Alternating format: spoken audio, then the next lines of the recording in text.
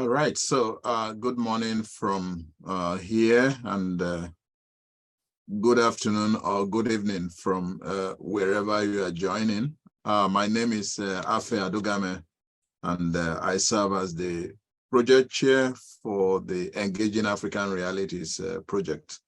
And I would like to welcome you to the next in the webinar series of the Engaging African Realities project. Before I introduce our guest today, just a word of appreciation to Nelly and Nebudu for making this forum and this meeting possible. So thank you for all you do to ensure some kind of continuity with the webinar series. Just before I also introduce the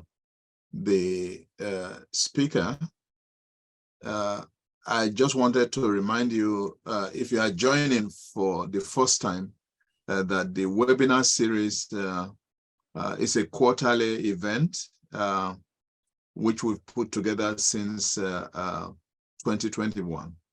And we are hoping that we can sustain this in the coming several months. And so I would like to immediately remind you that the next webinar will take place on June 15, Thursday at 9 a.m.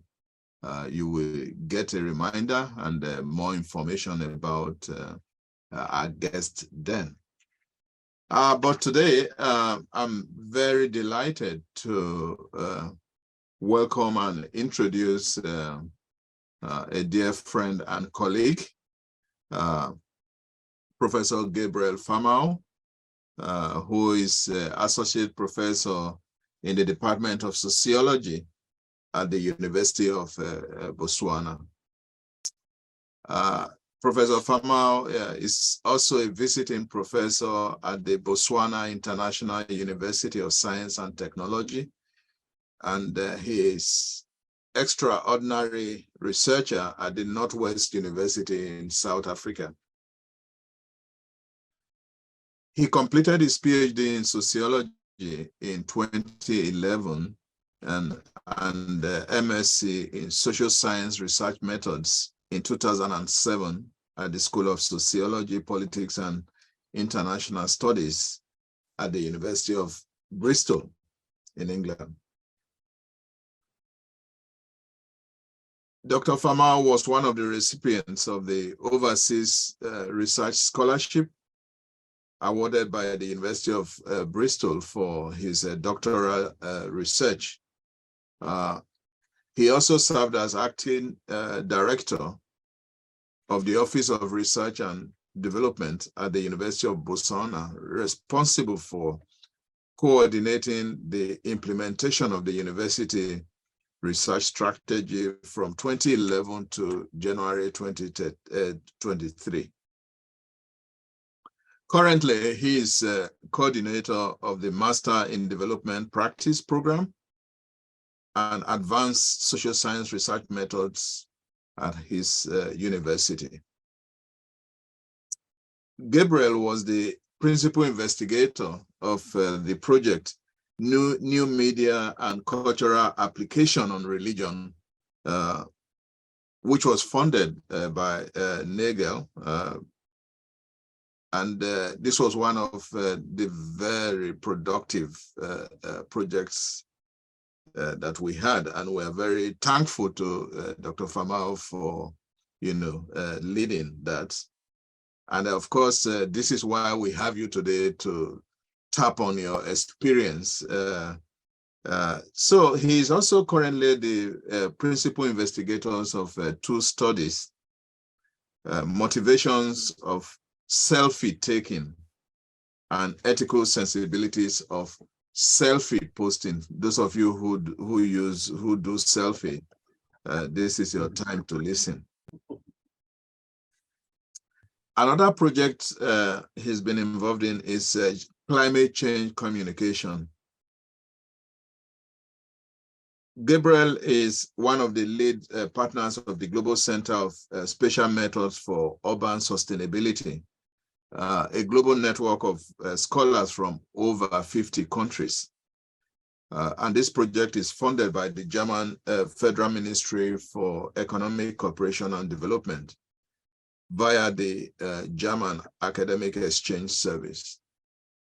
He is also a partner of the PLUS network, consisting of 9 universities in Southern Africa, Latin America, and Germany. This is also funded by the DAAD. Gabriel has written numerous research articles, and I would strongly recommend them to you in the area of media and religion. And he's published in leading journals such as Anthropology, Southern Africa, Journal of Contemporary African Studies, Cogent Social Sciences, and Heidelberg Journal of Religions on the Internet. He co-edited the book New Media and the Medicization of Religion, an African Perspective, which is one of the outputs from the Nagel project he led. And I can assure you that this book has received very positive reviews, and I will recommend it to you as a textbook, and it has been used as a recommended textbook in many institutions till date. And he's currently working on a book focusing on new media and contested religious positioning in Botswana.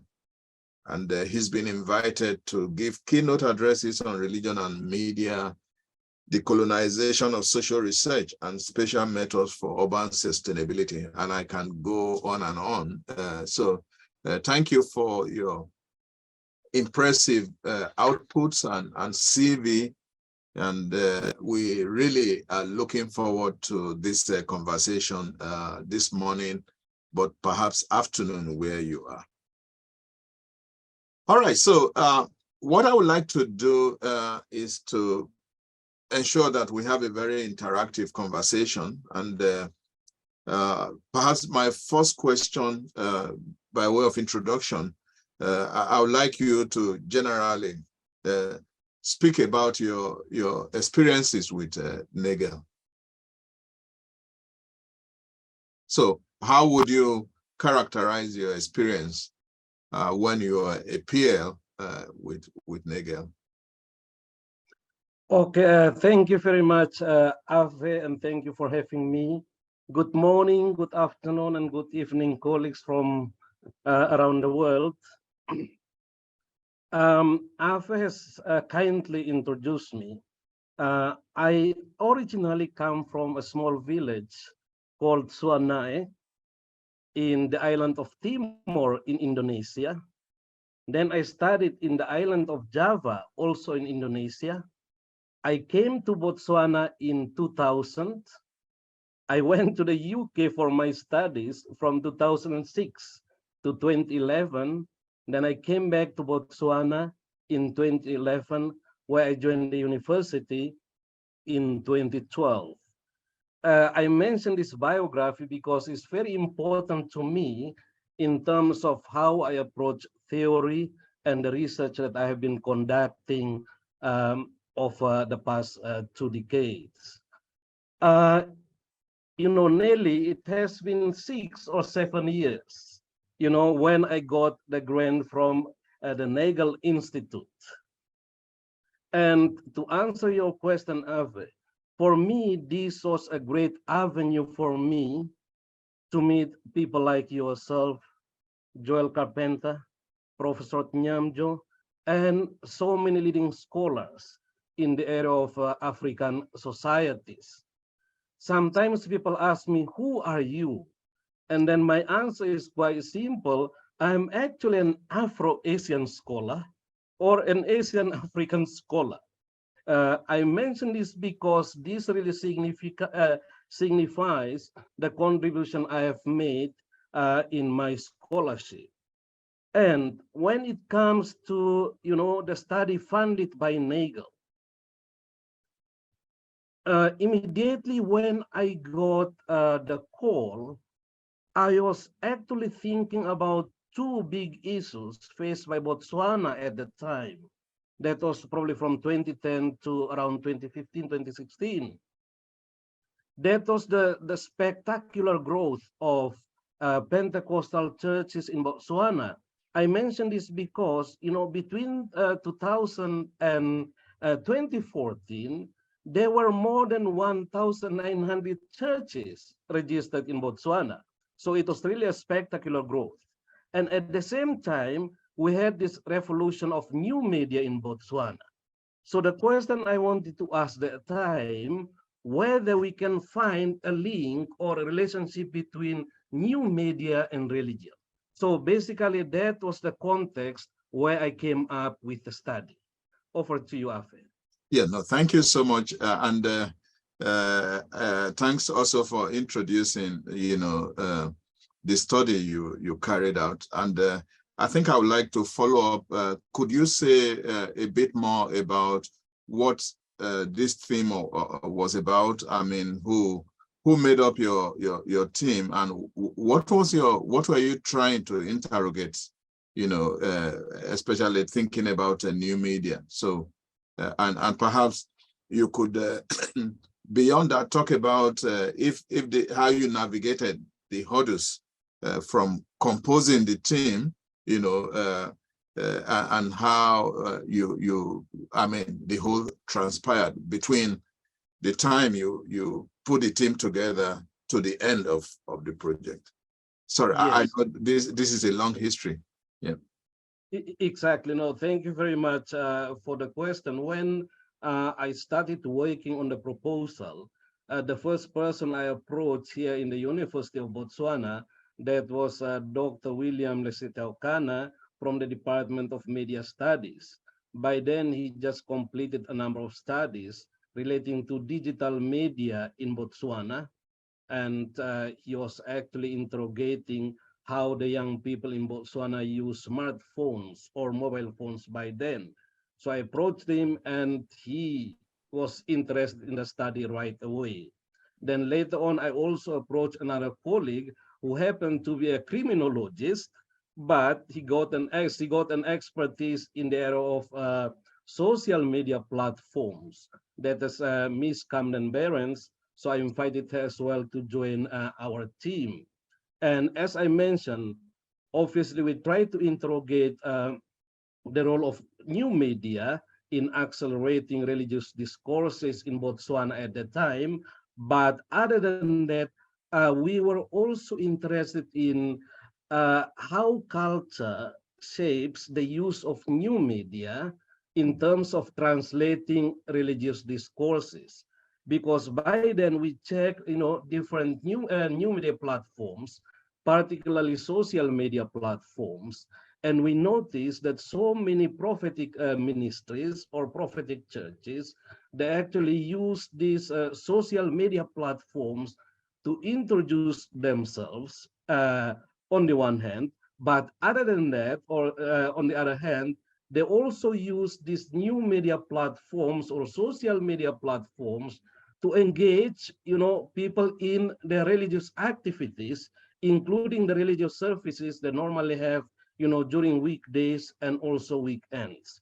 So when we work on this, obviously we want to interrogate the question that I have just mentioned, but other than that, we want to see how these dynamics of, new media usage and also prophetic ministries characterize the society such as Botswana. So more or less, that is a kind of umbrella question or an overall aim that we want to achieve with the study. All right. No, thank you. Thank you, Gabriel, for that. Before I ask you questions around the outputs, I would like to ask you the how question. How did you, which is a methodological question. So you were able to put together a team that is somewhat interdisciplinary. So right. Perhaps could you tease out a little bit how methodologically you went about achieving this? Thanks. I think that is a great question.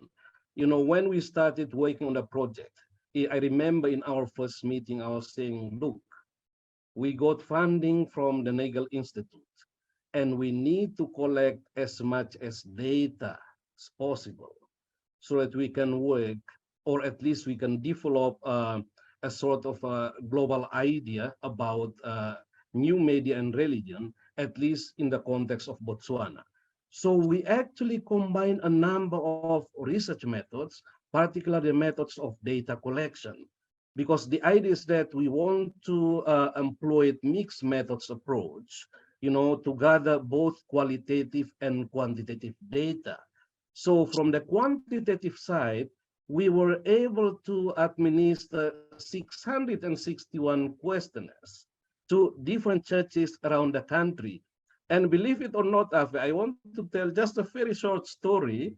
In one of the prophetic churches, Nelly, the research was incorporated to the Sunday service. Do you believe that? It was actually incorporated. So I still remember, the prophetess who led the service was saying, today we have Dr. Faimau among ourselves. He is going to study about this, and the whole research is going to be part of the service we are going to conduct today. So that was the first method of data collection we used. Then the second one, it was in-depth interview with over 30 members of different prophetic ministries. And we also had key informant interviews. Again, for me, this was another element of surprise because I was able to interview 6 prophets. And at least 3 of them are, the top prophets in the country. So I think later on we probably will talk a bit about access to these prophets and how I actually approach them. For me, it was an interesting one, at least methodologically. Yes. Then other than that, we also did what we call digital ethnography, where we observe different postings on social media platforms.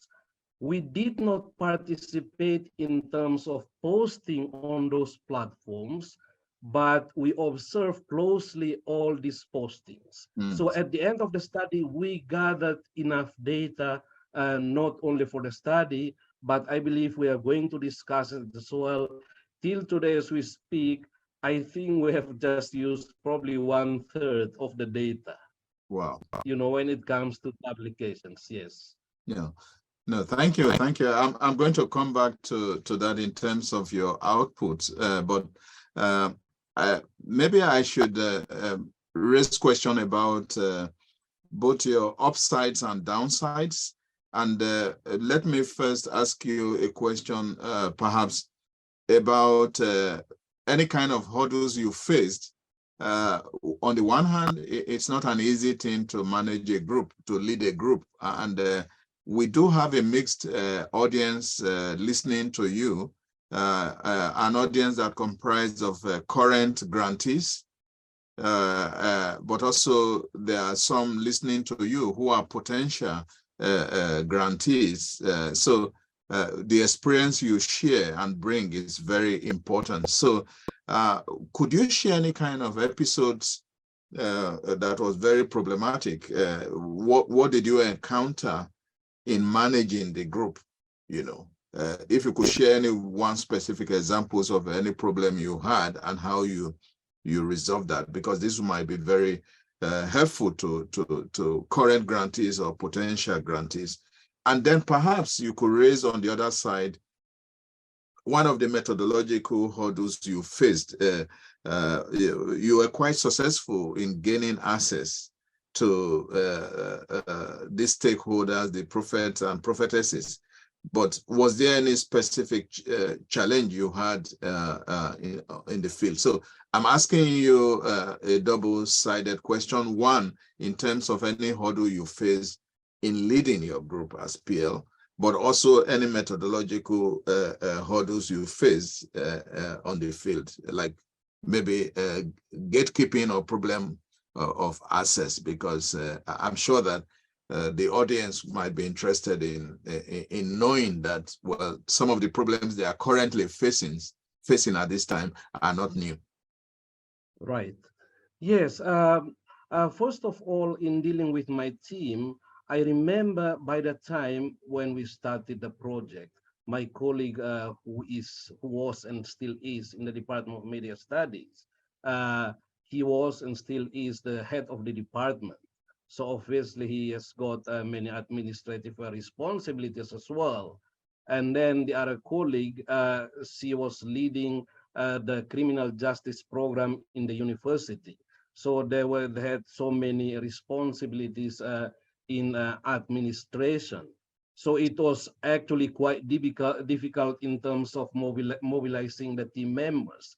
However, what we did, we created what we called by the time a research timeline, and we came together to agree on the research timeline as well as the outputs, or let's say the outcome that we wanted to achieve at a particular timeline. We did not respect the timeline 100%. However, I think the strategy quite worked, because I think, if I want to put it in percentage, I think we were able to achieve probably 55% of, what we put in the timeline. It was actually, you already mentioned that it's quite difficult to mobilize a team of experts or a team of scholars, but I think using the strategy of having the research timeline actually quite helpful. In terms of access or methodological access to the fieldwork, by the time the first challenge we actually faced is that, as you know, I'm a Catholic and I study about prophetic ministries. So the first, when I had the first approach, normally the question given to me was, are you already reborn? The question like that. So it was a kind of personal challenge. And, what I did, rather than responding to this type of questions, I actually positioned myself as a researcher using both. And I remember when we had the workshop in Cape Town, you explained this. I actually play both the emic and ethic perspectives when I approach the question of, are you reborn and why are you studying about prophetic ministries? So the first time I still remember we approached one of the biggest prophetic ministries here in the country. And I believe researchers in this area would have more or less the same experience. I was told that, look, we have listened to you. We are going to tell the prophet is going to pray. And when the Holy Spirit agrees, we'll call you so that you can start the study. So for me, that was probably the biggest challenge that we actually encountered during the study. But, when I heard that, I said, look, we have to come up with a new strategy of having access to, our research field. So apparently use different techniques, and we were able to approach at least 6 prophets by then. No, thank you for sharing that. Yes, I think we all get this kind of similar feedback, especially if you are investigating a religious movement that is different from yours, particularly looking at the prophetic churches or Pentecostal churches. You often ask if you are born again. So it's a common question. And I think there is no planned answer. This comes spontaneously. You need to think how you navigate that. And of course, the question of praying and seeing whether the Spirit will reveal to grant you access is a very technical one. And I'm sure what I didn't say at the beginning is that after our conversation, we'll open it up to participants. So I'm quite sure that there will be viewers who would want to ask you specific question or share their own experience. But thank you for sharing those both the challenges you had within your team and also during field work. I want to slowly move to questions about the kind of outputs that you had, but retrospectively, looking at the whole history of your project, what would you consider to be the upside, the most visible upside, but also the most visible downside? Yes, I think that is a very interesting question. When we completed the first part of our data collection process, that was the quantitative data collection, we decided that we need to organize a workshop. So it was a stakeholder or consultative workshop where we invited experts, but also representatives from the prophetic ministry that we involved in the study. And surprisingly, these prophetic ministries, they send representatives to the consultative workshop we did. And then among experts, I was actually very happy that Professor Van Dijk from Leiden University also joined us in that workshop. So when we presented sort of preliminary findings, we actually asked representatives from those churches whether the findings represent their views. And apparently most of them agreed or stated that yes, the findings represented what is happening in their prophetic ministries. In terms of our outputs, I still remember when we did the digital ethnography, together with the team members, I was saying, look, this is actually quite interesting because we observe Facebook posts. So I told my team members, we need to work on an article on Facebooking religion. So I think this one of a very, I would say it is an interesting output because we published that in the Heidelberg Journal of Religions on the internet. This one of the oldest journal in the area of religion on the internet, and it has received quite a number of citations. Then later on, when Professor Nyamjo asked us to submit sort of our articles so that they can be published later, I actually submitted one relating to religious testimonies. But when we go to Ivory Coast, I told Professor Nyamjo that, look, I'm going to replace that one because we have submitted the article. So what initially we thought of submitting to Professor Nyamjo, it was already, I think, out a few weeks after our workshop in Ivory Coast, and we replaced it with the other one that was later on published by the Journal of Contemporary African Studies. Then from there, we also worked on, the edited book that you already mentioned at the beginning of our conversation today.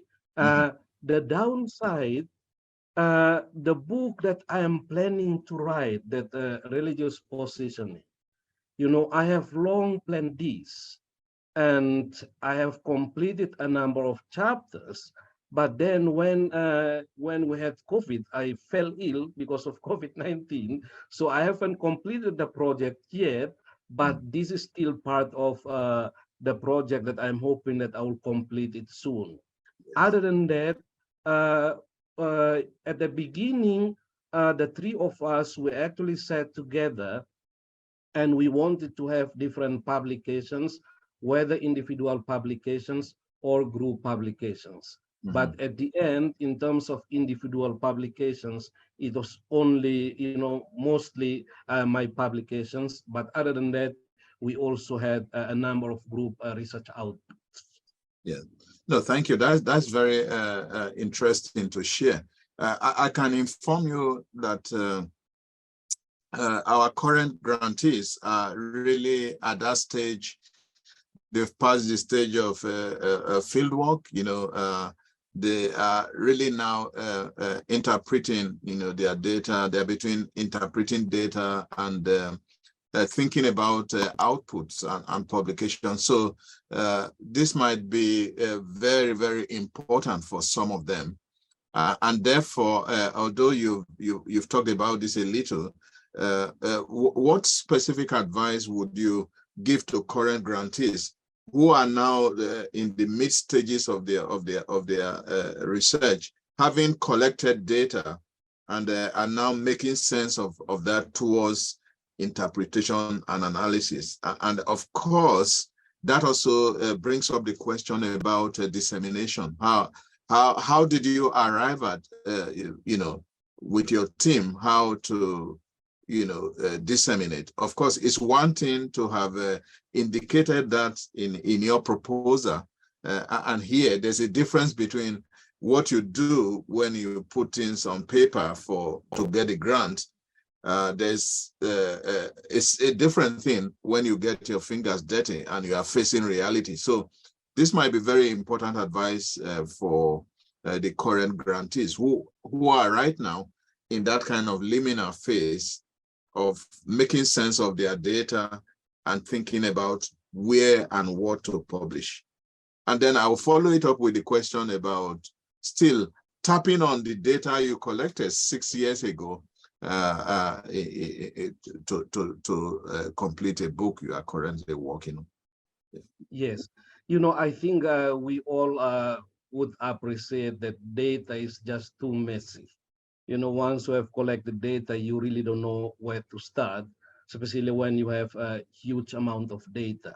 So my own thinking, or at least based on the experience I had with the Nagel projects relating to new media and cultural application on religion, by the time, together with our team members, we were actually thinking, out of the study, we really need to present a research output that represents the whole study. And we did exactly just that. So the article published in the Journal of Contemporary Studies, I would say it represents the whole study that we conducted. But other than that, we also thought, other than the main, sort of main article that represents the whole study, we also need to tap into, the data we have collected. So therefore, the Facebooking religion, it was based on the digital ethnography only. Then the other one, the testimonial narratives, it was a combination of, the digital ethnography, but also the quantitative data. So we single out, the methods we use to collect data. Some outputs, we write them, based on the data we collect from using one method, or some would be combining different methods. So that was the kind of approach we had when we design, or let's say when we planned our research outputs. In terms of disseminating the study, members attended different conferences.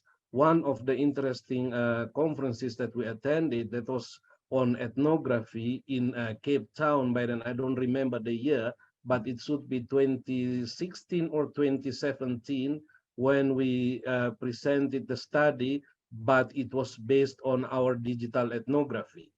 Then we also submitted 2 papers for the International Sociological Association Congress. It happened, I think, in 2017 or 2018.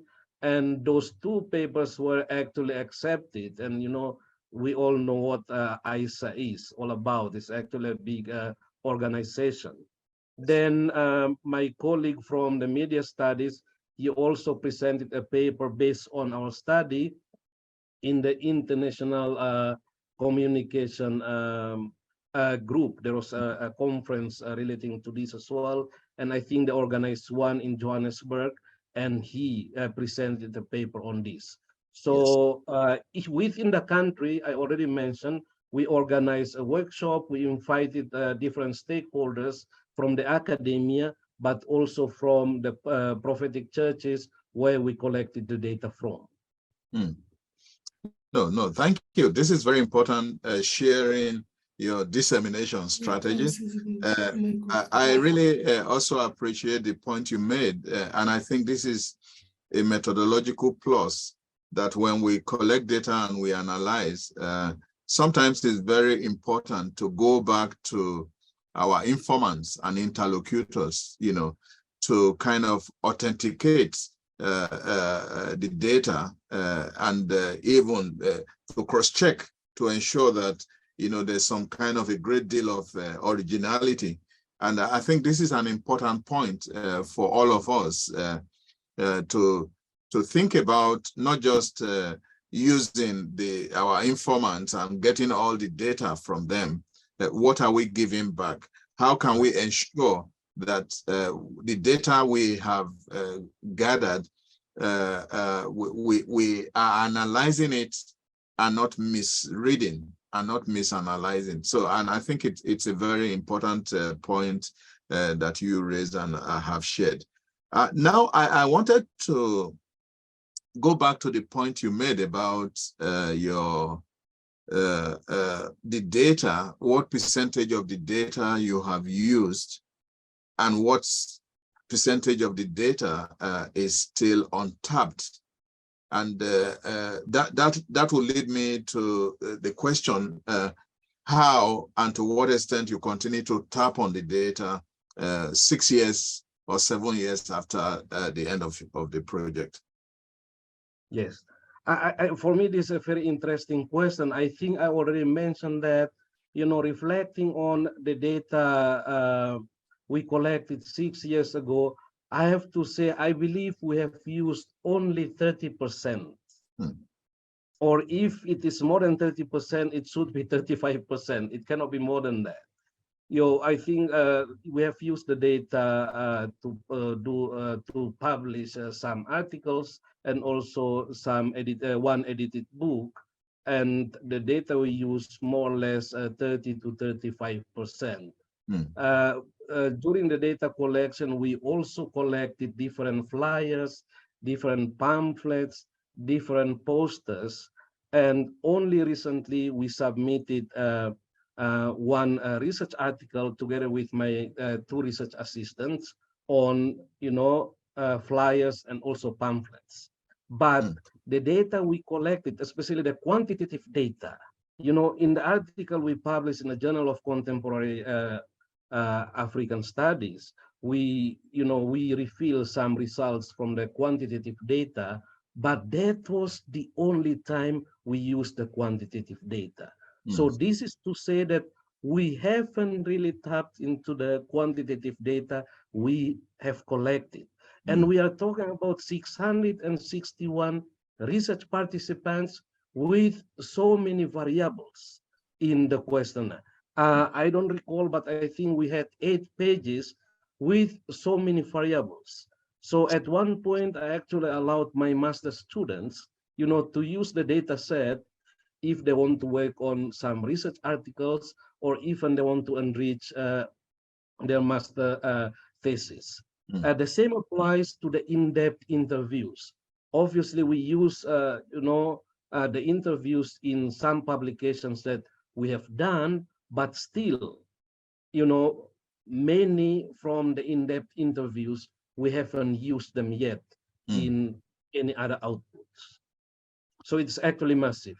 No, thank you, Gabriel, for that. And I think this is a very important point.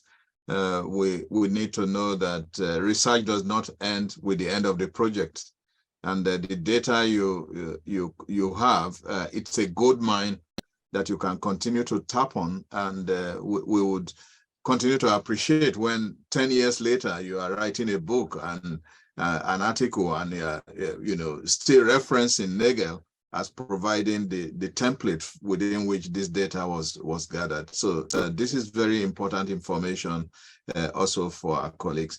I have a few questions more just before I open it up to the audience. I wanted to segue into how the results of your project shape your current teaching, but also the curriculum in your department or university. But before I do that, I wanted to perhaps ask you questions about the networking that you generated, during your project with your colleagues, but also with other projects. And I just wanted to put you on the spot.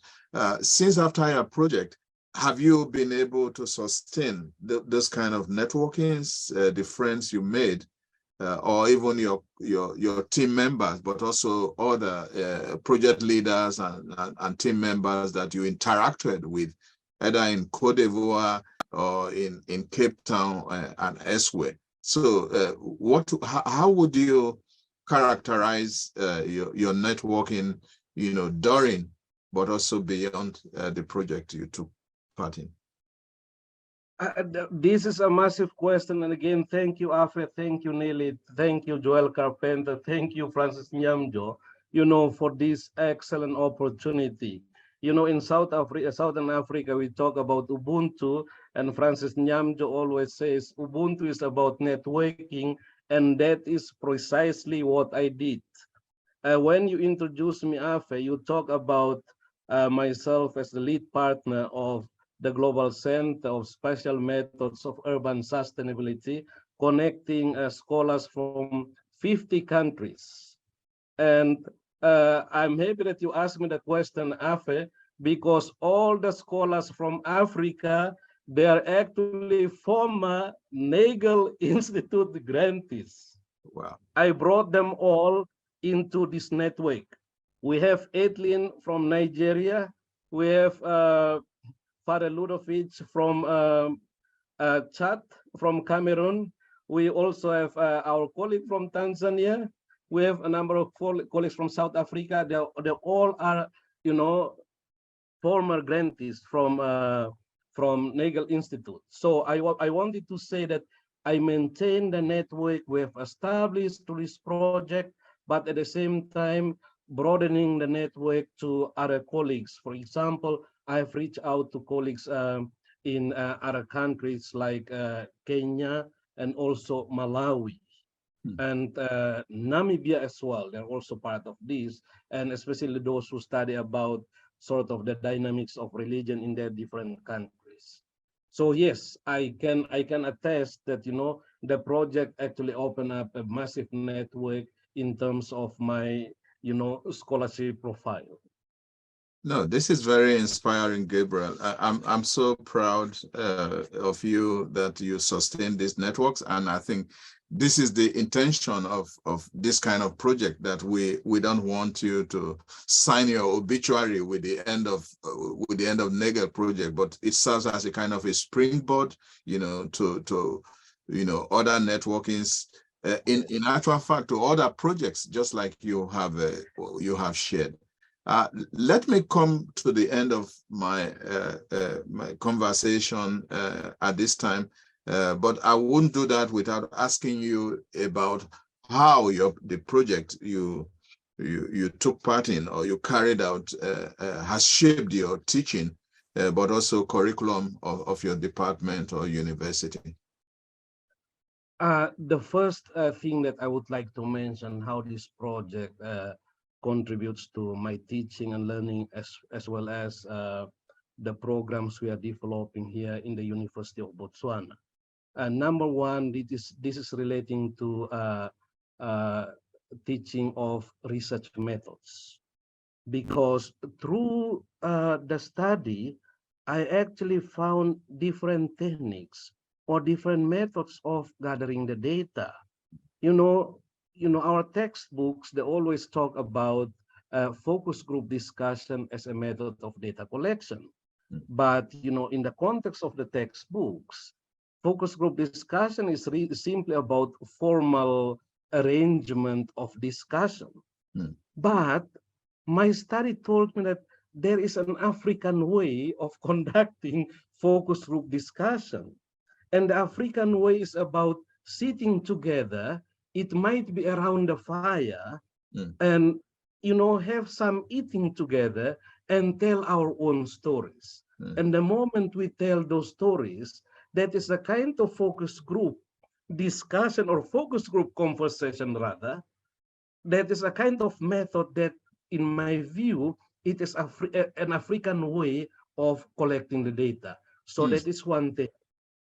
The other one, uh, formal approach in the context of research is well known in our textbooks. mhm, But I think one of the manner in which we were able to have access to the prophets is that we use a different technique that is not really written in our textbooks, where, when we come and introduce ourselves, in my case, I never use the English language when I introduce myself to these churches.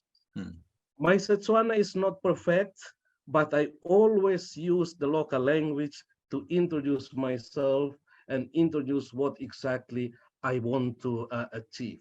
And in doing so, in many cases, I was considered as one of them, and it becomes a bit easy, mm, to collect the data. So mm. these are the kind of methods that I have learned from the study, and I actually applied that in my teaching, because here in the university, mostly I teach research methodology courses. So I introduce this kind of, we can call them indigenous methods of data collection to my students, and ask them if they can apply more or less similar methods when they conduct their study or when they design their studies. Mm. In terms of religion and media, in our master's degree in sociology, we introduce one course on religion and belief system, and mostly it is it is informed by the study that we have conducted relating to media and religion in Botswana. So yes, the study has contributed a lot. I would say it contributes in the area of research methodology, and also in terms of shaping the programs we are having in the university. Wow, this is wonderful. Yeah, this is very impactful, and I think two take homes from your last response. I like the whole dynamics of language, how it can be a door opener, and first impression. People open up when they see you trying to be like them, and that's an important methodological strategy. Yeah. The second, I like the indigenous methodological framework you opened up now about a focus group. Focus group should Yeah. not be in an office, a familiar Yes. terrain, very formal. Yeah, as you rightly pointed out, sitting around the fire and perhaps roasting corn or Yeah. roasting yam or potatoes could be a very congenial atmosphere to have a conversation. So I'm very sure that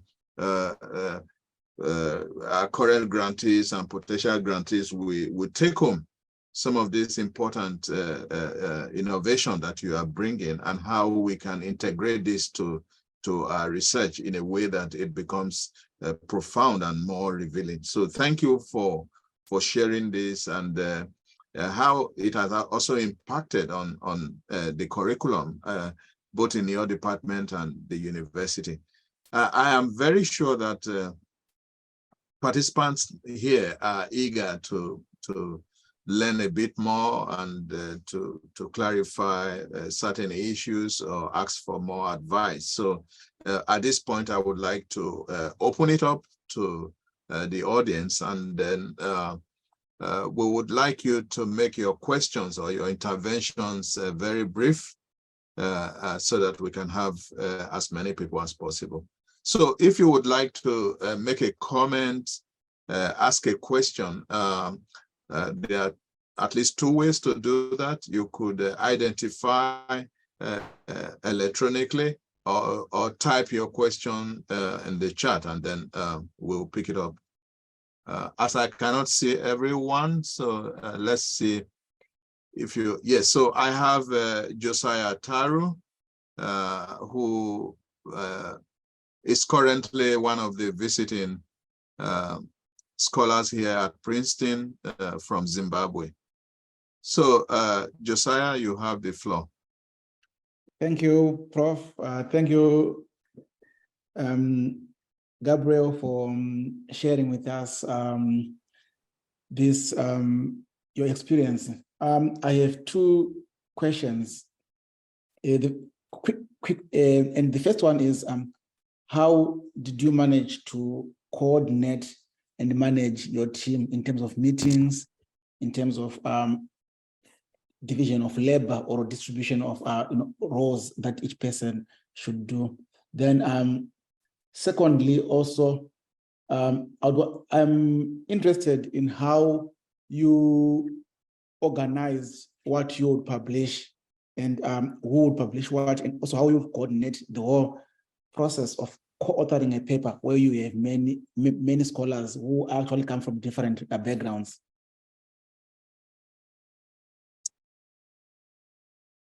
Yes, Gabriel, you could respond. Okay. I think I already mentioned earlier about working on a timeline. So the timeline we work on, it was actually quite comprehensive because it also included our plans for publications and who is responsible for what. So at the beginning, we really said that timeline, including, who is responsible for overseeing the quantitative data collection, the qualitative data, the digital ethnography, and so on and so forth. So overall, I was sort of coordinator of the whole project, but in terms of assignments, for example, in terms of digital ethnography, we actually assigned our colleague Camden Behrens. He was actually responsible for that with a number of research assistants. For the quantitative data collection, it was my responsibility. And then for the media representation, it was my colleague from the Department of Media Studies. And the other one, the narrative interviews, again, it was my responsibility. So we allocate responsibilities like these, and then, the moment a certain timeline elapses, we always make a follow-up in terms of what we have achieved. Not perfect, but, as it happened, it was quite helpful in terms of, reaching what we wanted to achieve. Thank you, Gabriel, for your response to Josiah's questions. We have two questions on the chat. I think I would ask each of them to perhaps unmute and voice out the question. So the first is from Dr. Damilola Agbalajobi from OAU Ife. Yeah, thank you very much, sir. So I have two questions. The first is it possible, if your main area of research is not religion, for you to be a PI on these grants? And secondly, could it be possible that you involve other people? That, yes, I know you did people from media, but was it easier for you because you are in religion to be able to succeed effectively and efficiently on this research grant? Thank you. Those are my two questions. Thank you, Damilola. Thank you very much. When I did my PhD was not really about religion because it was more onto media representation of minority groups. But all along, I have been interested in the notion of religion. So when I was in Bristol, I actually published an article on religion on the internet. So that opens a sort of, a door for me to study about new media and religion. So yes, I have invested a lot in religion even before I studied a lot about religion. So when I conducted the study, more or less I have invested in that particular area. And then in terms of selecting colleagues who joined me, I actually knew them quite personal because I have worked with them for a couple of years. So I knew them. So somehow it was quite easy because we already know each other, and somehow we actually understood one another, at least in that particular time. So later on, when we navigate through the research, and also later on in our plans for publications, it was not as quite difficult. So for example, when we work on the edited book, the three of us really got involved in organizing that. William, he was responsible for reading and editing a number of chapters. I was doing the same, and Camden was the overall sort of proofreader or editor of the book. So we, the three of us, we actually worked together on that. So yes, we came from different backgrounds, but as I said, by the time I already knew them, they also knew me. So it was quite easy for us, to navigate through the research. No, thank you, Gabriel. I think you do underscore the fact that in a group and in a team, you have different talents, and it's important to tap on the upsides and downsides of each person and harness those resources. So everyone in a team has to contribute in some way. One person might be good in editing, another person might be good in asking questions, another might be good in providing answers. And I think this is very complementary. This helps in a team so that the PL or the project leader is not overloaded, or while others think, oh, well, you can just do it, I'll be fine, whatever you write and provide, it's okay. That is not okay. Teamwork and team spirit is very essential. I will now move on and ask, feel free if you simply just want to post your question without talking, this is fine. But I know that Rachel Fiedler from Malawi would like to talk. So please post your. I know you have missed my voice. I'm still alive. I'm here.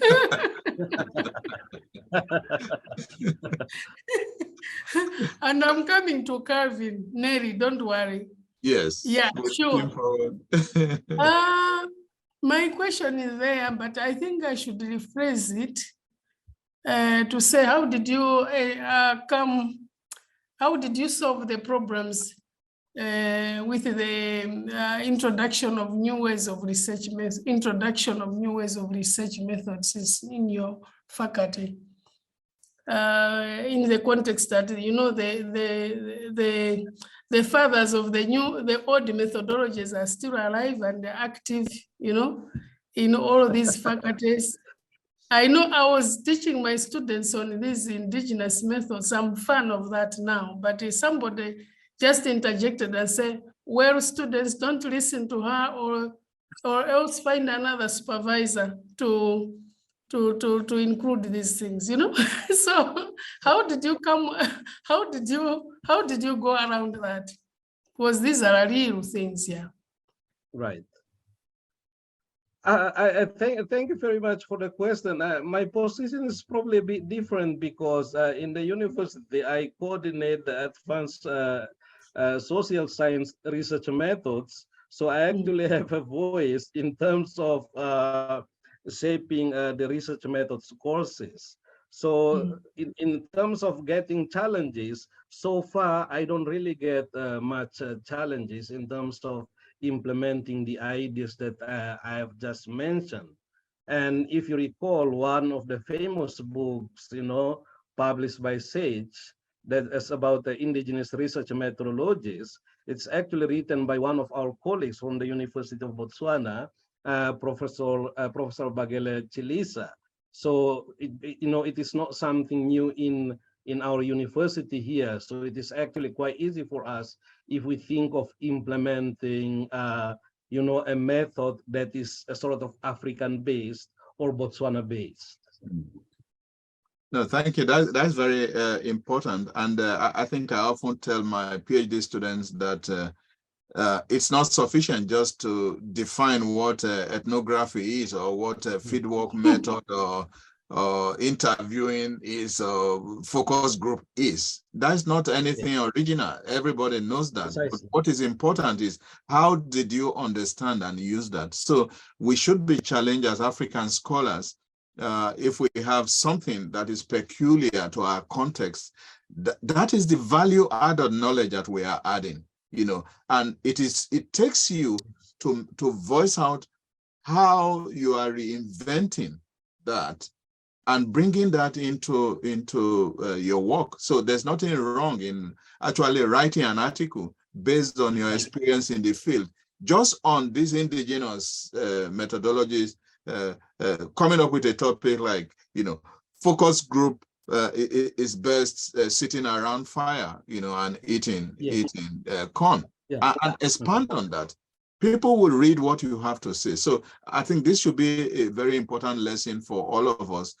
Don't rely on what Afe Adogame or Francis Yamjo said about ethnography. That can be boring. What are you saying about what you encountered in the field? I think that should be an important take home. Yes, we have a number of interventions. So I will read the comment or question here by Telesia. Thank you for the insightful and encouraging talk. Introducing a new course in your program is impressive. How easy was it to inject it into a university curriculum? I think it's again close to the question Rachel was raising. And I think that question is pertinent because our current grantees are really at that point now struggling with curriculum development, and there are a lot of hurdles depending on what your university is, and where you have those gatekeepers who think that, well, you should not introduce anything new. This is how I know it. Since 30 years I've been teaching here, so you shouldn't change the curriculum. So yes, your intervention here, Gabriel. Yes, we introduced the Masters in Sociology program just several years ago. And it came exactly at the time when, we have just completed the study. So for me, it was really, it was really a right time for us when I actually pushed the idea of having that, having one course, based on the study that we already conducted. And therefore, I was asked by the head of department by then to develop the course myself. And later on, we put that in, the MA in Sociology program.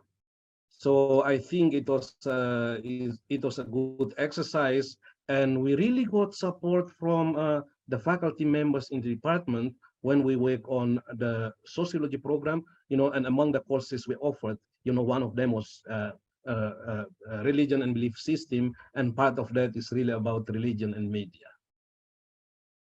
No, thank you, Gabriel, for that. We have two people on the queue. We have Professor Labiadun Helen. I hope she's still there. And then after that, we have Benson Igboin. So Helen, are you there?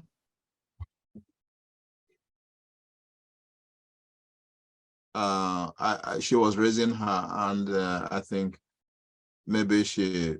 Hello, I'm here. All right. Okay, please. Good afternoon, everyone. Yes, go ahead. Yeah, thank you very much. Thank you very much, Dr. Gabriel.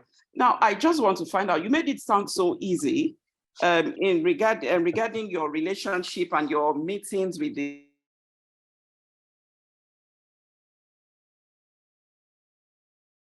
I think we lost her. This is the challenge with new media.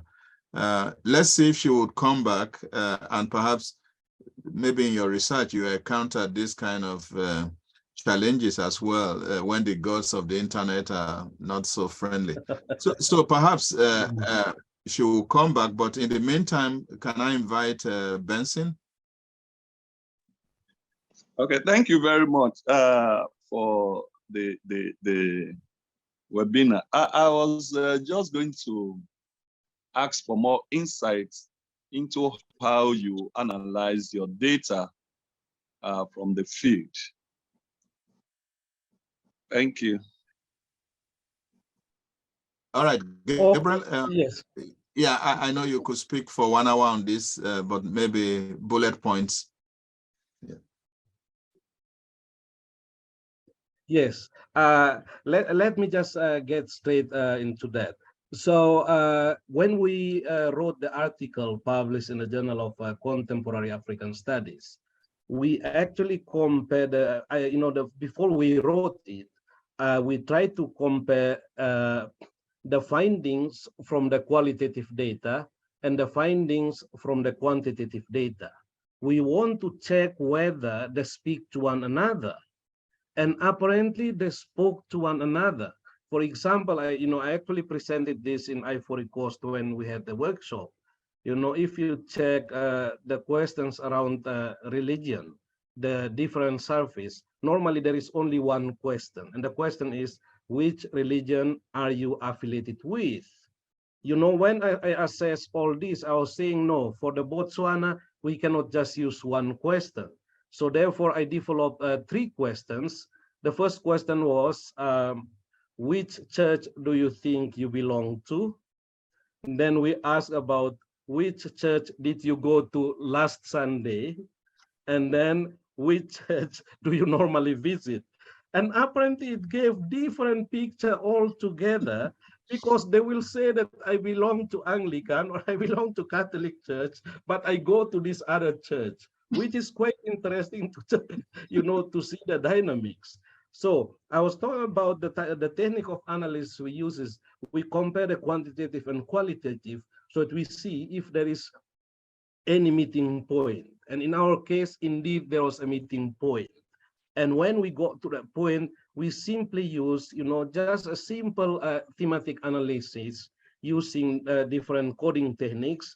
First, we code, whatever the participants are saying. Then we classify all those themes and come up with different key themes that will inform the research outputs that we did. For example, after classifying the themes, we actually discussed among ourselves. I still remember my colleague from the media studies, he was saying, look, we have identified so many themes.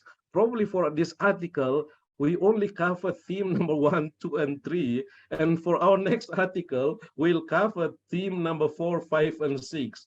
So that was a kind of strategy we used in terms of analyzing the data.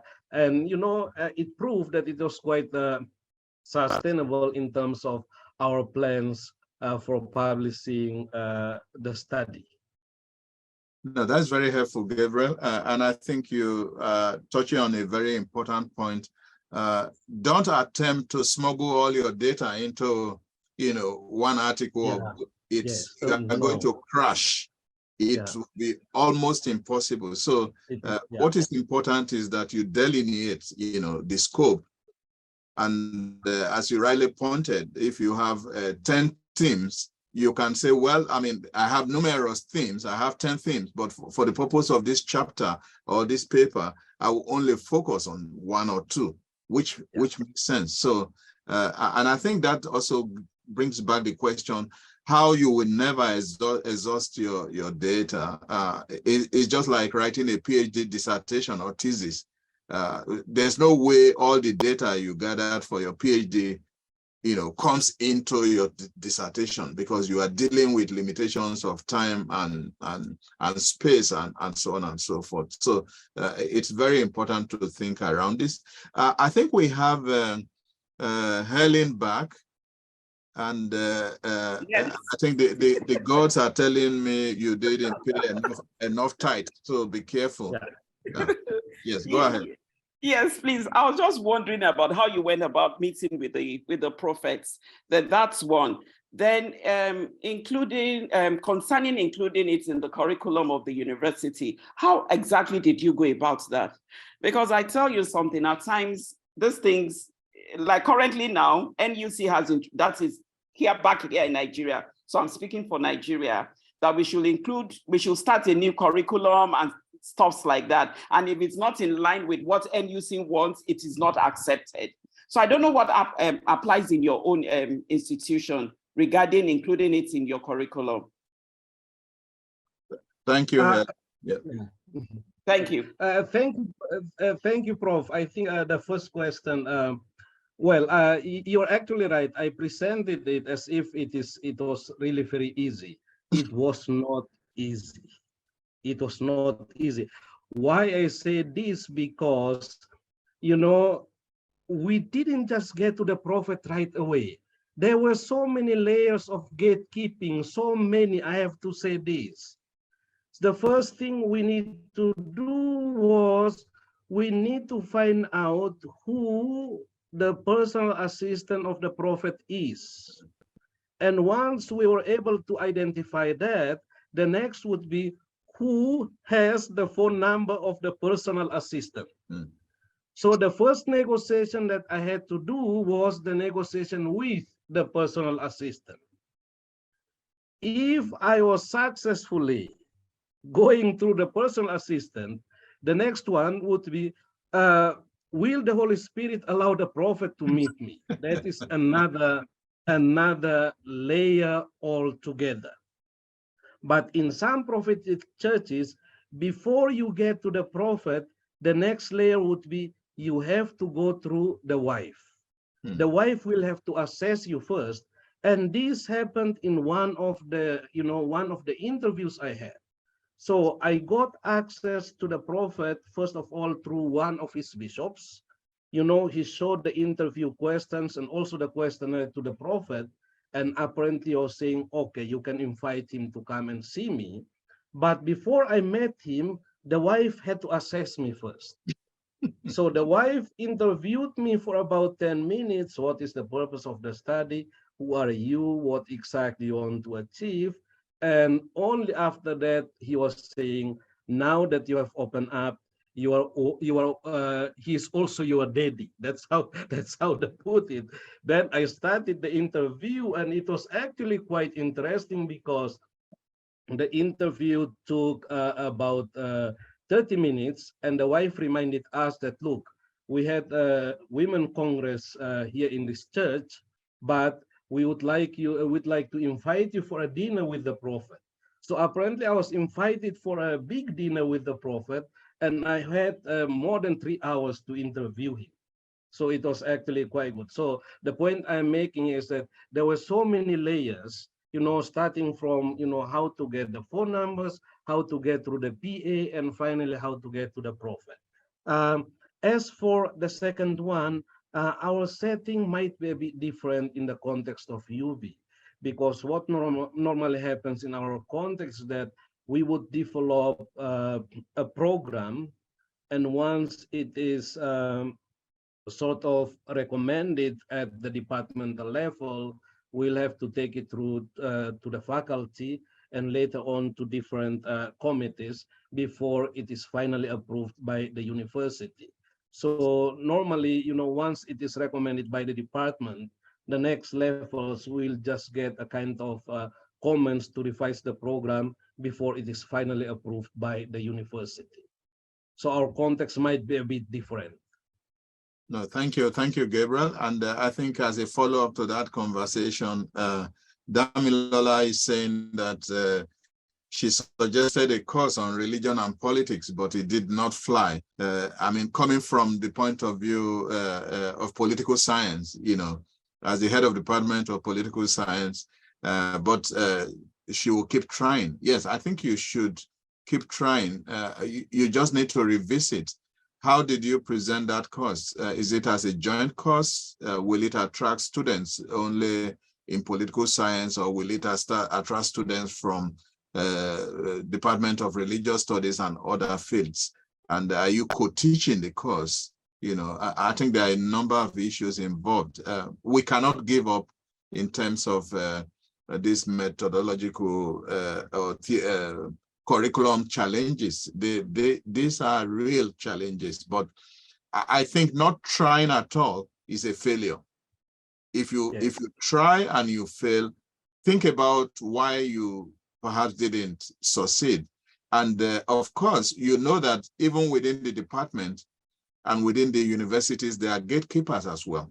Just as Gabriel indicated, the most important person who might grant you access is not the prophet or prophetess himself or herself. It might be the guy who opens the gates into the house. Yes. It might be Yeah. the house help. It might be the wife, you know, and so there are all kinds of chains of gatekeeping. And so in the department, in your faculty, perhaps before you even present that, you might share your idea with colleagues and make them understand why this course is very relevant and important, why it will attract more students to the department, why it will change the methodological horizon of students and so on and so forth. So I think it's important to think about all these multiple ways of killing a rat. There's a question still from Damilola. She's asking, I would like to know if you use software like Atlas TI or NVivo for qualitative data. How would you respond to that? Yes, in our case, we didn't use Atlas TI, but we did use NVivo. So in the, you know, when we create all those nodes or the main themes using NVivo. Including, you know, this, I still remember we gather all those posts and comments on Facebook from different prophetic ministries. And later on, you know, we just put them all together and do some basic sort of coding using NVivo. No, thank you for your response. Telesia, still on curriculum gatekeeping, is saying, is it anything that Nagel can join in and hatch a strategy of sensitizing our universities on the need for continuous review? Surely we are open to that. So let us know your specific challenges. And perhaps you can, if you are having an event, you know, a workshop or seminar, or if you think we can have a chat with your head of department or dean or director of research, we'll be quite happy to do that.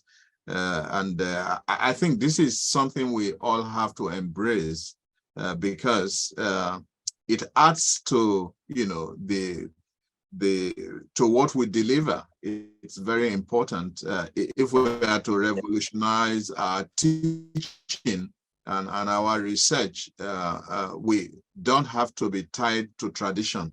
I think what we don't understand is that tradition itself has to do with change. Tradition is not static. So it's not enough to say, well, I've been teaching this course for 40 years before you were born, so you cannot change it. That is academic suicide for anybody to say. And I think it needs you and I to continue to raise our voices and think about how we can kind of revolutionize our curriculum for the better, you know, instead of simply saying, well, we are not attracting students, you know, our recruitment is low and all that. You need to think about, are the kind of courses you are putting out there, are they appealing? Do they make sense or do they make nonsense? So I think these are questions and issues we need to think about. I do have time for one last question or comment. If the Spirit is leading you, the time is now or forever be quiet. So who would like to throw any other comment or question to Gabriel? All right, so if there's none, I would just want to use this opportunity to thank Gabriel for this very revealing, very rich, robust conversation. I can speak for the current grantees and potential grantees and friends of Nagel that the experience that you share and the expertise that you bring is very encouraging, and also the kind of your responses to the questions and comments has been very illuminating. And I just want to encourage you to continue to hang out there and continue to collaborate with Nagel. and I'm very sure that there are colleagues here who would like to, be in touch with you after now. So we would have the recording of this event is being recorded, and it will be posted on the website and Facebook. So you might be receiving some, further questions. This will be great if you can find time to respond to the further questions. So I would say on behalf of Nagel, also thanking Nelly and Nebudo for paying adequate tithes to make this forum, work well.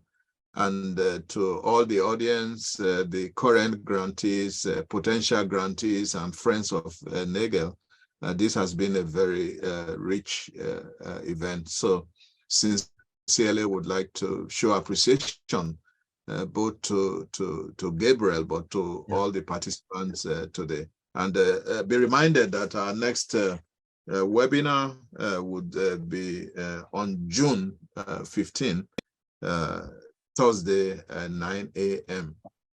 But stay tuned with more information about the next guest speaker. So, Nelly, Nebudo, any quick information? All right, so they are refusing to speak now, which so thank you for joining us this morning or this afternoon or this evening from wherever you are joining from, and look forward to seeing you again. So I think we can put our hands together for Gabriel. Thank you so much, Gabriel. Thank you, Lily. Thank you very much indeed. So good to see you again. Yeah, good to see you. Thank you. Thank you very much. No, thank you.